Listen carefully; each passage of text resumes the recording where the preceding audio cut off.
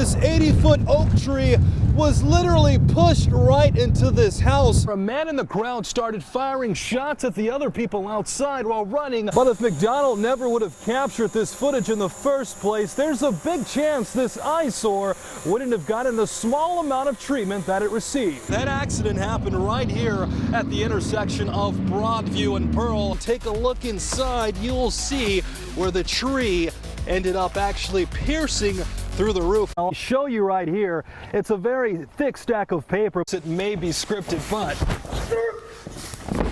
oh, it's definitely no walk in the park. Whatever us guys can do on a skateboard, they can do even better. Clearly some debris right here. You can see where the roofing flew off. Sam says it's a way for kids to go big on the ramps. It was right at this moment when an argument turned hostile. It scares me because I'm always coming to this gas station. You see this man wearing the blue hoodie pulling out what seems to be a medium-sized semi-automatic Tech 9. People walk past him, not even seeing the weapon. A few moments later, nothing but gunfire. It's sad, man. You know, so much violence happening in our city with our young folks. You see the people in the packed store running for their lives as they try to take cover from the barrage of bullets. I feel sorry for whomever got hurt in there, and I feel sorry for their family. In total, 3 people were hurt. A 36-year-old woman shot in both knees while ordering a sandwich, a 27-year-old shot in the jaw and thigh, and 24-year-old Richard Pinson shot in both his groin and hip. I come here every day on my lunch break 5 days a week. Something got to be done. You know, I can't say what it is, but we definitely need to come together and focus on this problem. Turns out Pinson was wanted on a murder charge dating back to November. He's now in custody of police, regardless of the circumstances. LeBrian Jones says this isn't the first incident to happen at this particular gas station. This location is, for some reason, it's prone to violence. Over the years, it's become more and more violent. And now it's a place where Bianca Stallworth and her 12-year-old son aren't planning on revisiting again. Just like now, I sent my son in there. Anything can happen at any given time. And I don't think I will be coming back to this gas station anymore. When are you guys going to fix it?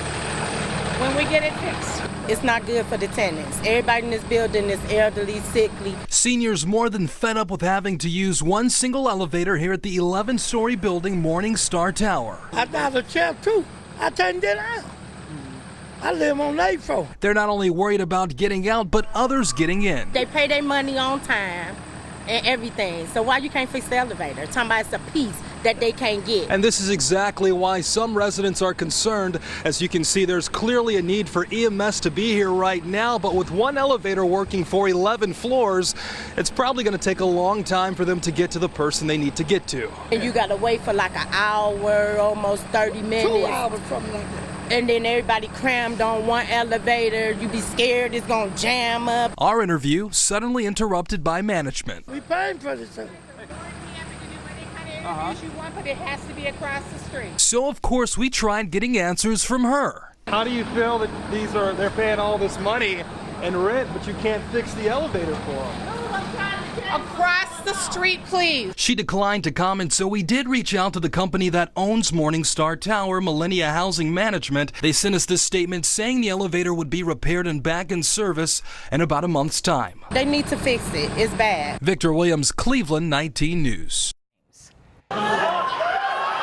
AIW is an independent wrestling organization based right here in Cleveland, Ohio. Since 2005, Absolute Intense Wrestling, also known as AIW, has been making an impact around the world. Guys that are WWE stars now started in AIW. And it's all because of owner and founder John Thorne. This whole thing started as a hobby when I was 21 years old. Thorne's creation has been the source of entertainment for wrestling fans in Cleveland for well over a decade. But recently, he's been working on giving local athletes the chance to follow their dreams. This is something that we started about 3 or 4 years ago to finally give people the opportunity to learn how to be professional wrestlers. We're here right now at the AIW training facility where these guys learn how to be safe, all while putting their lives on the line. And yes, of course, it may be scripted, but oh, it's definitely no walk in the park. Pro wrestling is probably been harder on my body than just about anything I've ever done. The repeated falls in the ring, it's a lot, and it's hard to compare that with anything. The risks are probably larger than even your regular, athletic sports like football or baseball. Despite that, one student is defying all odds to make his aspirations come true. My name is Xavier Franklin. I lost my mother. She was the closest. She's my heart. She always told me, if I have a dream for anything, always chase it. So now he's doing this in his mother's memory to show his siblings how to shoot for the moon.